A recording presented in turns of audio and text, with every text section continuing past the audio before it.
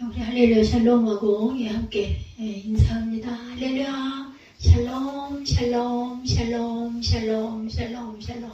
하나님 사랑합니다. 여러분 주 안에서 사랑합니다. 오늘 하나님의 은혜가 저와 여러분 위에 이 교회 위에 대한민국에 충만하기를 주님의 이름으로 축복합니다. 오늘 말씀 출애굽기 40장 1절에서 38절 마지막 장이죠. 출애굽기 40장 영광의 행진 이런 제목으로 마지막 절에 보니까 그들의 눈으로 행진하는 길에서 그들의 눈으로 하나님의 임재를 보았다 이렇게 말씀하고 있어요. 그래서 그들의 눈으로 보았더라 이런 제목으로 함께 은혜를 나누도록 하겠습니다. 하나님의 영광을 보고 구름기둥과 불기둥이 멈추면 같이 멈추고 진행을 하면 함께 진행하는 그러한 은혜, 그러한 역사, 그것을 보고 왔는데도 불구하고 정말 부패해지고 금방 또 그걸 잊어버리고 하나님의 말씀하신 것들을 잊어버리고 지키지 않고 갔던, 그럼에도 불구하고 하나님께서는 우리를 사랑하셔서 예수 그리스도를 보내주시죠. 우리의 모든 죄를 사하여 주십니다. 출애굽은 제목 그대로 떠남이라는 뜻을 갖고 있어요. 출애굽 나왔잖아요. 애굽을 떠나서 갑니다. 애굽을 떠나는 이야기, 영어로 엑소도스라고 하죠. 헬라어 원어로는 엑스호도스 이렇게 표기하고 있습니다. 곧 길에서 벗어난다라는 뜻을 갖고 있어요. 그리스에 여행을 가면 이 단어들이 많이 여기저기에 적혀 있음을 봅니다. 고속도로에서 빠져나가는 도로에 엑소도스 이렇게 쓰여 있고, 또한 원래 가던 길에서 빠져나가는 출구라는 의미도 갖고 있습니다. 애굽의 노예 삶에서 노예지만 편안하고 익숙한 삶을 살았어요. 그들은, 그죠? 그러니까 벗어나기가 싫어요. 그냥 우리는 안주하려고 하는 그런 마음이 있죠. 이사 가려고 하면 어때요? 기가 막히죠? 이걸 어떻게 가가지고 어디를 또 찾아가서, 요즘에 또 전세 사기가 또 심심치 않게 아주 무서운 이야기로 대두가 되다 보니 정말 이제는 우리가 미루를 가고 있는 것 같고, 오늘 일, 내일 일은 그만두고 오늘 바로 요 다음 순간에 일어난 일을 우리가 알지 못하는 그런 상황. 신약에서 이를 세례로 비유하는 그러한 부분도 있기는 합니다. 노예 삶에서 편안한 삶 속에 살았다가 세례 또한 과거의 삶에서 죽음의 단절을 의미하기 때문이다. 그래서 엑소호도스 또한 출구라는 의미를 갖고 있다. 단지 탈출, 벗어남이 다가 아니죠. 분명한 목표를 가지고 가야 되죠. 약속의 땅 가나안을 향하여서 출발해 나아갔던 거죠. 광야의 배고픔과 위험과 태양의 뜨거움과 외로움도 견디면서 반드시 우리의 삶은 견딤의 연속이다. 잘 사는 사람이나 못 사는 사람이나 염려, 근심 안 끼고 가는 사람은 아무도 없어요. 근데 어떤 자가 살아남아야 잘 견디는 자가 살아남는 것 같습니다. 그래서 우리의 삶의 양식과 태도를 우리가 늘 바꿔야 되겠다는 거죠. 약속의 땅은 무작정 들어가기만 한다고 되는 것이 아니라 어떻게 해요? 모든 것들을 잘 견디고 나아가야 되고, 우리의 삶의 양식과 태도로 바꿔야 되고, 시대에 따라서 변화가 돼 가야 한다. 요즘처럼 그냥 눈 돌리기 바쁘게 뭔가 많이 바뀌어갈 때는 따라가기도 숨가쁘기도 합니다.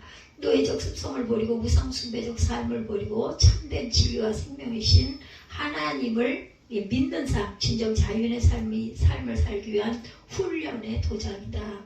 어느 날 신문을 보니까 폐수년이 높아져서 50년대가 되면은 이 김포 지역, 특히나 그 서해안 지역이 지금도 물에 잠기는 데가 있잖아요.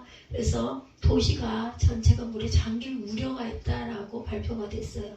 50년이 되면 저는 아마 이 땅에 없을 거예요. 근데 우리 후대들은 살아있을 것이기 때문에 나중에 아파트를 살 때는 지대가 높은데 김포 쪽 말고 시흥은 떠 있지 않더라고요. 서울 같은 경우는 갈 수가 없다면은 요즘에는 또 서울에는 진출하기가 어렵죠. 너무 여러 가지 비싼 부분도 있고 하니까. 그러면 그런 데를 잘 연구해서 집을 사든 아파트를 사든, 아파트도 너무 낮은데 빌라 같은 데 가지 말고 좀 높은 층으로 올라가고, 그것도 물에 잠기면 그 전체가 아파트가 잠길 수도 있겠죠.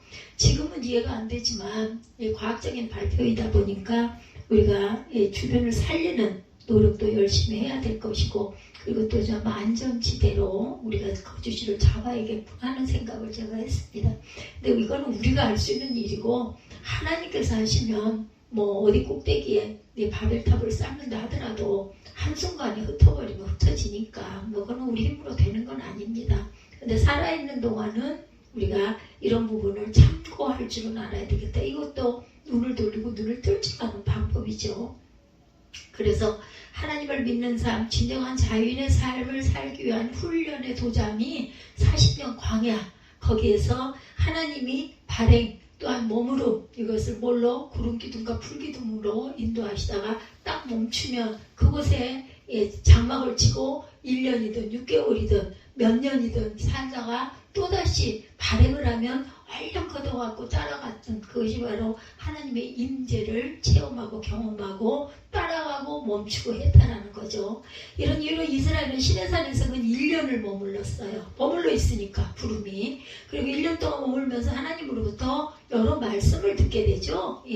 이제 가장 중요했던 일은 성막의 건설이었습니다. 성막은 17절에 보면 둘째 첫째 달 우리가 40장을 뒤 부분만 읽었어요. 그죠? 그렇기 때문에 한번 봅니다. 40장 17절 둘째 첫째 달 곧 그 달 초하루에 성막을 세웠다 이렇게 나와 있어요. 모세가 성막을 세우되 그 받침들을 놓고 널판들을 세우고 띠를 띄우고 기둥들을 세우고 성막 위에 막을 펴고 그 위에 덮개를 덮으니 야훼께서 모세에게 명령하신 대로 되니라. 원래 어떻게 지어라 라고 말씀하신 대로 그대로 되었다는 거예요. 또 성막에 막을 펴고 그 위에 덮개를 덮으니 또한 20절에 그는 또 증거판을 궤 속에 넣고 채를 궤에 꿰고 속죄소를 궤 위에 두고 그 궤를 성막에 들여놓고 가리개 휘장을 늘어뜨려서 증거궤를 가리니 야훼께서 모세에게 명령하신 대로 되니라. 22절에 그는 또 회막한 그 성막 북쪽으로 휘장 밖에 성을 놓고 야훼와 그 성 위에 떡을 진설하니 야훼께서 모세에게 명령하신 대로 되니라. 뭐예요? 진설병 떡을 항상 넣어서 매일매일 그 떡을 갈고 그 떡은 제사장이 먹게 되어 있죠. 일반인은 먹을 수가 없는 떡입니다. 그래서 보면 항상 이런 이유로 이스라엘은 시내산에서 1년을 머물렀다. 1년 동안 머물면서 하나님의 말씀을 듣고 성막을 만드는 그러한 역사가 일어나죠. 출애굽한 지 꼭 1년 지난 새해 첫날에 성막이 완공이 됩니다.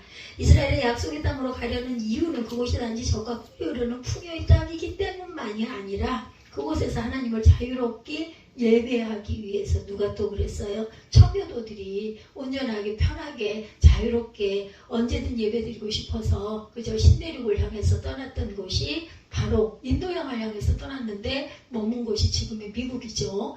낯선 조그마한 그러한 섬에 도착이 돼서 거기에서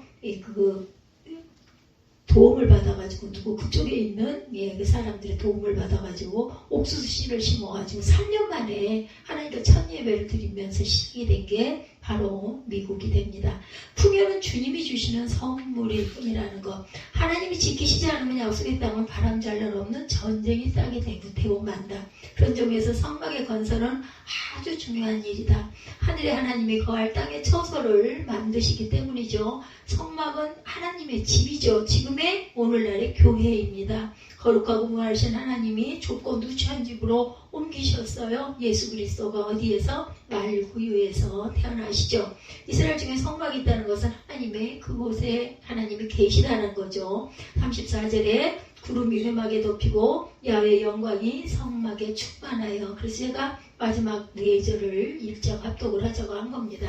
이스라엘 백성들은 구름을 보면서 하나님의 성막이 계심을, 하나님께서 성막에 계심을 알게 된 거예요. 와, 머무르면 우리도 머물고 가면 우리도 가고. 이스라엘 백성이 거룩한 백성인 까닭은 하나님이 이스라엘 진영 중에 계셨기 때문이다. 교회가 교회된 생명은 뭐예요? 하나님의 영이 이곳에 계시고 예배가 끊이지 않고 온전하게 하나님이 기뻐하시는 예배를 드릴 줄 아는, 찬양을 드릴 줄 아는 그러한 교회여야 진정한 교회다. 아니면 건물일 뿐이다. 광야가 거룩한 땅이 된 이유는 하나님의 집인 성막이 그곳에 있었기 때문이고, 이스라엘의 싸우는 전쟁인 성전 또한 그 성스러운 전쟁이 된 것은 하나님이 이스라엘 편이 되어서 함께 싸워주셨기 때문이다. 누구예요? 전쟁의 하나님이 되어주신 거죠. 예, 몸은 사람들이 나가서 치고 달려가지만 그것을 지휘하시는 분이 하나님이시기 때문에 하나님이 함께 하시면 우리는 이길 수 있다는 거죠. 이제는 보이지 않는 하늘을 향하여 기도하지 않아도 돼요. 이제는 신의 산이나 어떤 거룩한 것을 찾아가지 않아도 됩니다. 하나님은 이스라엘 진중에 있는 성막에 거하셨기 때문이죠. 그래서 교회의 영광에 대해서도 말씀하죠. 솔로몬 시대의 성막은 예루살렘의 성전으로 바뀌었어요. 근데 바벨론의 침략 때 성전이 무너지죠. 그러면 하나님은 어디에 계셔요? 하나님은 이스라엘이 이때 깨달았던 위대한 통찰은 하나님은 장소가 아니라 시간 속에 거하신다는 것. 안식일이에요. 안식일. 출애굽기에서 가장 중요한 율법은 우상숭배 금지이지만 가장 많이 언급된 계명은 안식일이었습니다. 천지창조도 안식일이라는 7일 도식에 맞추어서 이루어졌어요. 그들은 안식일을 다른 날과 구별하여 드림으로 하나님의 임재를 경험합니다. 안식일은 하나님이 임하시는 날이기에 다른 어떤 계명보다 더 철저히 지켜져야 했죠. 신약시대에 이르러서는 하나님의 영광은 다른 모습으로 우리에게 나타나죠. 누구? 예수 그리스도. 제자와 사도와 신앙인들이 보았던 것은 하나님이 이제는 예수 그리스도라는 한 인격체 가운데 거하신다라는 사실. 예수 그리스도가 하나님의 집이었고 하나님이었고 몸소 하나님의 나라였어요. 예수께서 하시고 나서는 누가 오셨어요? 성령께서 오시죠. 각자에게 하고 성령의 영을 불어주심으로 성령 충만의 역사가 일어나죠. 요한복음입니다. 말씀이 육신이 되어 우리 가운데 거하심에 요한복음 1장 14절이죠. 우리가 그의 영광을 보니 아버지의 독생자의 영광이요 은혜와 진리가 충만하더라. 여기 거하심에란 단어에 주목해 보시기 바랍니다. 거하심에는 헬라어로 스케노입니다. 스케노. 성막은 헬라어로 스케너라는 거예요. 그렇기 때문에 헬라어로 스케네. 34절 구름이 회막에 덮이고 야훼의 영광이 성막에 충만하며 여기 회막 성막이라는 단어 스케네라고 쓰여있다는 거 기억하고 가십시다. 요한과 제자들은 예수 그리스도 안에서 하나님을 바라봅니다. 그가 성전이었어요. 그리스도 안에서 시내산에서 광야에서 보았던 하나님의 영광을 보았던 거죠. 예수 그리스도께서 부활 승천하신 후에 하나님의 성전은 그러면 하늘나라로 갔는가? 놀라운 일이 벌어지죠. 제가 말씀드렸죠. 예수 그리스도를 주로 모시고 예배드리는 공동체, 교회가 하나님의 성전이 되게 되죠. 고린도전서 3장 16절입니다. 너희가 하나님의 성전인 것과 하나님의 성령이 너희 안에 계시는 것을 믿지 알지 못하느냐. 믿고 알지 못하느냐. 에베소서 2장 21, 2절입니다. 그리스도 안에서 건물마다 서로 연결하여 주 안에서 성전이 되어가고 너희도 성령 안에서 하나님이 거하실 처소가 되기 위하여 예수 안에서 함께 지어져 가느니라. 여기 제가 길게 강조한 부분 안에서 계속 안에서 서로 연결하여 주 안에서 성전이 되어가고 너희도 성령 안에서 하나님이 거하실 처소가 되기 위하여 예수 안에서 함께 지어져 가야 된다.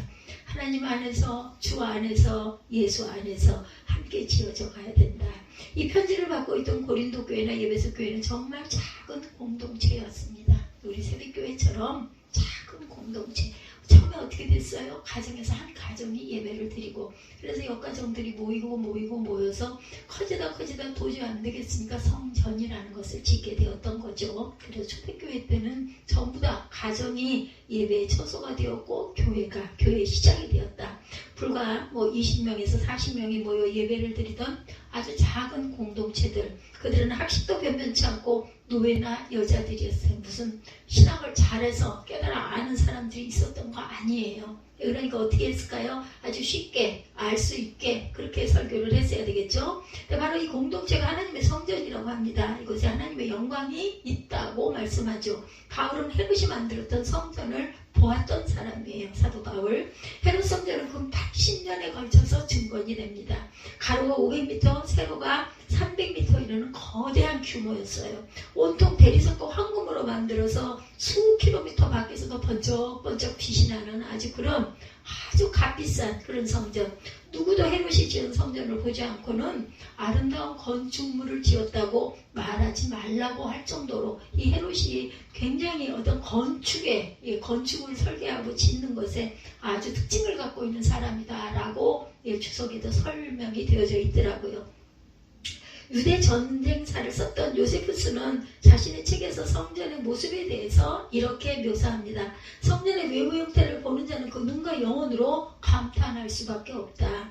왜냐하면 이 성전은 어느 곳이든 거대한 금판으로 덮여 있고 해가 뜨면 금판에서 불같은 광선이 반사되고 그것을 똑바로 보려 해도 직시할 수 없을 것 같이 눈을 돌려야 할 정도로 눈이 부시다라는 거예요. 근데 바울은 이것이 성전이 아니다 라고 얘기하죠. 초대교회 교인들이 모여있는 초라한 공동체가 하나님의 성전이라고 말씀합니다. 그러니까 교회가 뭐 약하고 또한 가진 게 없고 초라하고 시대에 좀 뒤떨어지고 뭐 오래되면 그죠. 저희 교회 같은 경우도 처음에는 굉장히 그때 그 시대쯤에 참 예쁜 성전이다 했는데 지금 보면요 새로 그 성전 세운 분들 그런 그 예배에 참석해 보면 얼마나 예쁘게 만들어놨는지 몰라요. 그러면 아이고 우리 성전은 옛날 그냥 부식 그렇게 되어 있는 성전이라서 이러이러한데 참 부럽다 이런 마음이 듭니다. 근데 이렇게 번쩍번쩍한 헤롯 성전을 보고 바울이 그것은 성전이 아니다. 초라한 하나님의 그 공동체들 그 모임이 바로 성전이라고 얘기했다는 거죠. 에베소에 있는 아르테마스 신전은 또 어때요? 이 신전은 고대 7대 불가사의 중 하나라고 불리는 웅장한 건축물입니다. 높이가 16m, 직경이 1.8에 이르는 대리석 기둥 100개가 떠받치고 있어요. 지금 말씀드린 높이 16m, 직경 1.8짜리가 100개가 성전을 떠받치고 있을 정도로 엄청난 규모. 아테네의 파르데논 신전보다 4배나 컸다고 합니다. 근데 바울은 이곳이 신전이 아니다 라고 얘기했다는 거죠. 그 골목 어딘가 허름한 가정집에 모인 에베소 교회가 바로 하나님이 거하시는 곳이라고 한다는 거죠. 고린도는 또 어땠어요? 이것은 아폴로 신전으로 유명하죠. 기원전 6세기에 고린도에 건설되었던 아폴로의 신전. 유적은 지금도 7개나 거대한 기둥을 뽐내고 서 있다고 해요. 고린도시 배후의 해발 575m에 달하는 아크로 고린도 정상에는 한참 때 신녀 창녀가 1,000명에 달했던 아프로디테스 신전도 있다고 그래요. 창녀들이 뭐라고 그래요? 성창들이 아주 공공연하게 있어서 남자들이 왜 이렇게 제단을 쌓으러 올라갔을까요? 성창들이 있었기 때문이에요. 그래가지고 부패해지죠. 그러니까 고대나 뭐 어느 시대나 남성들이 이런 성을 갈구하고 이쁜 걸 좋아하는 건 어쩔 수 없는 것 같아요. 그래서 아폴로 신전도 그렇고 이렇게 높은 정상에 아름다운 아프로디테 신전이 있었어도 그것은 교회가 아니다. 그것은 성전이 아니다라는 얘기를 했다는 거죠. 바울이 이런 웅장한 곳이 아니라 비린내가 나고 가죽 냄새가 나는 한 공장에 모여 예배드리는 고린도 교회가 바로 신이 거하는 성전이다. 제가 그래서 이렇게 마음이 받은 부분이에요. 그거는 우리 뭐예요? 저기 지난번에 세우신 그런 그 공장 그곳에 예배 처소를 꼭 만들어라. 제가 그렇게 말씀을 드렸죠. 뭐 대단한가요? 주일날 쉬는 날이잖아요. 주일날 예배를 그곳에서 우리 에스더 전도사가 설교를 하면 몇 명이든 3명이든 뭐 2명이든 4명이든 그렇게 모여서 간단하게 예배하고 기도하면 되는 거거든요. 그렇게 교회를 세워나가라고 제가 얘기를 했습니다. 그렇게 필요해서 신앙을 하고 있을 수 있죠. 우리 눈에는 보이지 않지만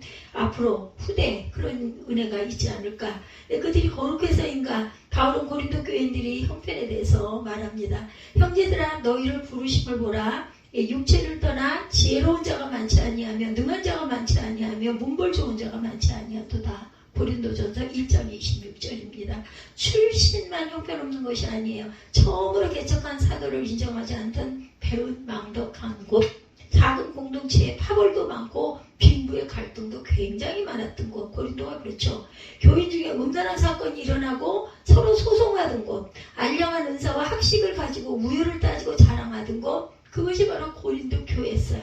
뭐 교회에서는 그런 게 없고 경건해야 된다. 그게 교회지. 무슨 그 난리가 일어나? 왜 도대체 그 교회는 왜 그따위야? 절대로 이렇게 말하면 안 돼요. 뭐라 그래요? 은혜가 있는 곳에 죄도 많다고 그랬어요. 뭐 사단도 자꾸 침투하려고 넘나들고, 우리 교회 처음 시작됐을 때 기가 막혔죠. 여러 가지 사건들이 그렇게 많고, 그런데도 끝까지 아직까지도 지탱하고 할 수 있는 것, 성령께서 우리에게 힘을 주시고 인도하시기 때문이라는 것 참 믿고 갑니다.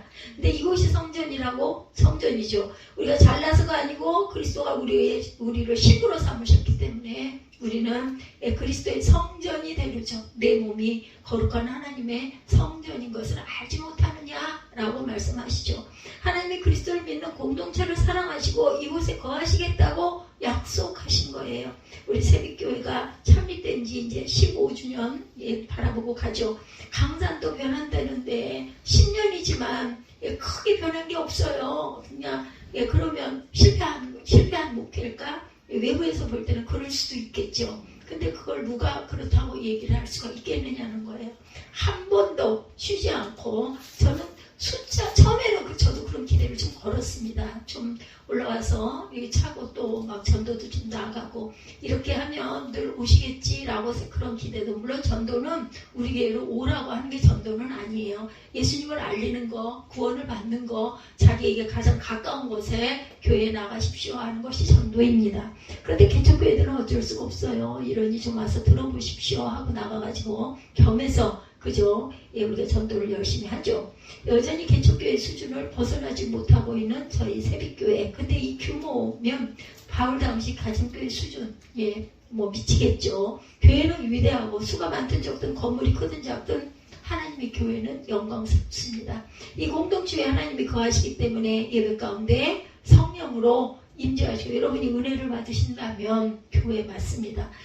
아무런 은혜가 없어. 무슨 말을 하는지를 알 수가 없고 마음에 오는 게 아무것도 없어. 그렇다면 가족이라 할지라도 제가 늘 말씀을 드리지만 이 목회자가 잘못됐어. 전하는 자가 충만하지가 못해. 그래서 사단이 막 역사를 해. 극악을 떨어. 당신 거기서 내려와 하는 얘기를 해대. 그래서 밀려나고 쫓겨나고 이런 상황이 일어나는 교회. 그렇다면은 내가 살려면 어떻게 해요? 성령이 충만한 교회로 가서 다른 교회에 출석을 하는 게 맞습니다. 교회는 무엇 하는 거냐? 봉사하는 곳일까? 봉사하는 곳이기만 하다면 사회복지단체가 더 탁월하겠죠? 그죠? 교회는 선교하는 곳일까? 선교해야 되죠. 근데 왜 선교해요? 교회 개혁이 우리의 목적일까? 개혁 아주 소중합니다. 근데 왜 개혁합니까? 선교하는 이유는 하나님을 예배하는 백성들을 모으기 위해서 선교를 하는 거죠. 개혁하는 이유는 올바른 예배를 하기 위해서. 교회는 예배 공동체이기 때문에 그래서 개혁이 일어납니다. 그런 점에서 우리 교회는 10수년 동안 본질에서 어긋나지 않고 변함이 없이 열심히 말씀을 따라왔어요. 박사가 되지 못해서 설교의 질이 떨어진다? 글쎄요, 그렇게 얘기한다면 그건 또 그런가 보죠. 근데 저는 말씀에서 어긋나는 설교를 여러분에게 전한 적이 없습니다. 저도 공부하면서 학교를 나가지는 않지만 공부하면서 배우면서 은혜 받으면서 말씀을 여러분들에게 증거하고 전합니다. 감사로 믿음으로 예배 공동체를 이루기 위해서 10수년 동안을 달려온 거죠. 계속 이 길로 제 끝이 어딜지는 모르지만, 제 마지막 날이 어딜지는 모르지만 마지막 날까지 아무도 없는 곳이다 할지라도 저는 예배하며 내가 살아야 되니까, 내가 숨 쉬어야 하니까 예배하고 갈 것입니다. 말씀이 있고 예배가 살아있는, 그래서 하나님의 영광의 공동체로 계속 서서 갈 수 있기를 주님의 이름으로 축복합니다. 이 본질을 절대로 놓치지 마시기 바랍니다. 영광의 행진이죠. 명심할 것. 아무리 하나님의 약속과 사랑이 있다 하지만 우리 인간 편에서 해야 할 일들이 있어요. 각자에게. 말씀 순종이죠. 16, 19, 21, 25, 27, 29, 32절에 계속 반복되고 있는 말씀은 야훼께서 모세에게 명령하신 대로 되니라. 볼까요? 한번 40장 16절 봅니다. 모세가 이같이 행하되 보니 야훼께서 자기의 명령하신 대로 다 행하니라. 19절에 또 성막에 마을 펴고 그에 덮개를 덮으니 야훼께서 모세에게 명령하신 대로 되니라. 21절 또 그 괴를 성막에 들여놓고 가리개 휘장을 늘어뜨려 그 증거궤를 가리니 야훼께서 모세에게 명령하신 대로 되니라. 25절 또 야훼 앞에 등잔대에 불을 켜니 야훼께서 모세에게 명령하신 대로 되니라. 27절 그 위에 향기로운 향을 사르니 여호와께서 모세에게 명령하신 대로 되리라. 29절 예, 또 소외박의 성막문 앞에 번제단을 두고 번제와 소제를 구해드리니 여호와께서 모세에게 명령하신 대로 되리라. 32절 그들이 회막에 들어갈 때와 제단에 가까이 갈 때 씻었으니 여호와께서 모세에게 명령하신 대로 되니라. 성령께서 함께 하시면요, 뭔가 집게 하나를 구입해서 놓으려고 해도 그것도 기도하게 되고, 기도하면 보여주셔요. 놓여져 있는 모습을. 그것을 따라서 저는 행해왔습니다.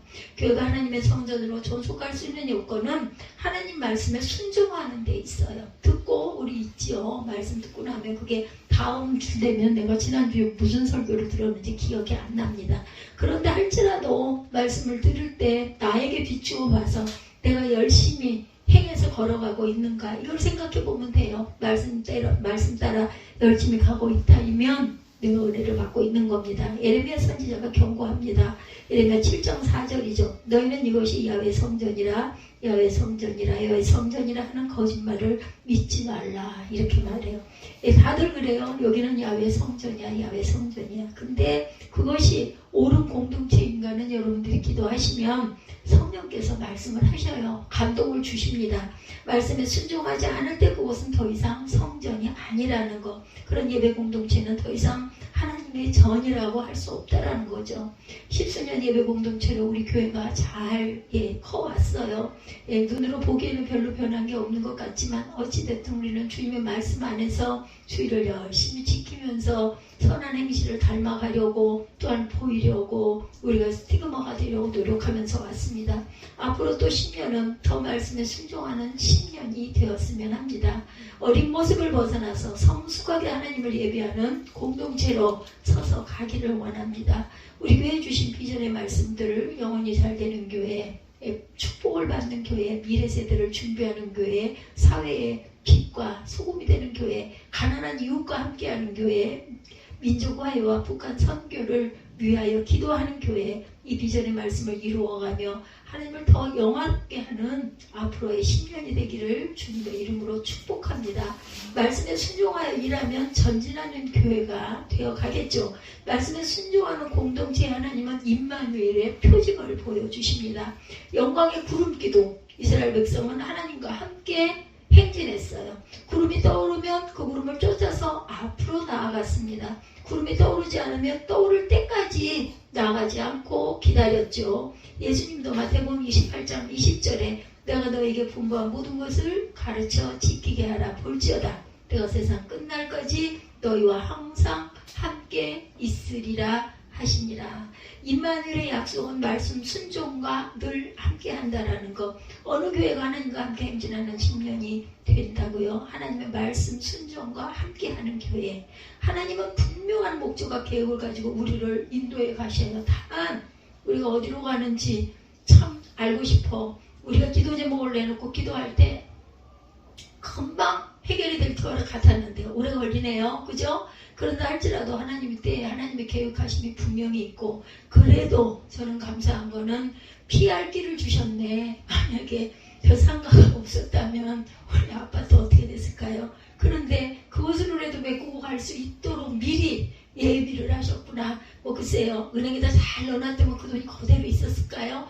딴짓을 했겠죠. 이리 찢어지고 저리 찢어지고. 그러면 이거 부금 어떻게 감당을 해가겠는가. 정말 안타까운 일이긴 하지만 그래도 끝까지 피할 길을 주시는 하나님이시구나. 저는 그런 마음에 감사를 했습니다. 그리고 우리가 감당할 만한 분량으로 딱 그 수위에 차게끔, 물론 그 금액으로 받아서 다른데 잘 사용하면 좋겠는데 좀 억울한 생각이 들기는 하지만, 그리고 여러분들 아시지만 가장 늦게 그래도 올랐죠. 남들은 다 올라있을 때 저는 몰랐고, 그걸 좀 알았다면 데뷔를 일찍 했겠죠. 그럴 수도 있겠죠. 근데 전혀 생각을 못했어요. 근데 4%가 8%가 7.8%까지 올라간다면서요. 그래서 거의 마지막 부분까지 올라가서 많이 올라가 봐야 앞으로 20만원 정도가 더 올라가겠지만, 이제 또 제 2차 담보로 5월달에 넣어달라고 했으니 5월 문턱에 와 있습니다. 그래서 어떻게든 하나님께서 합력하여 선을 이루어 주실 줄 믿어요.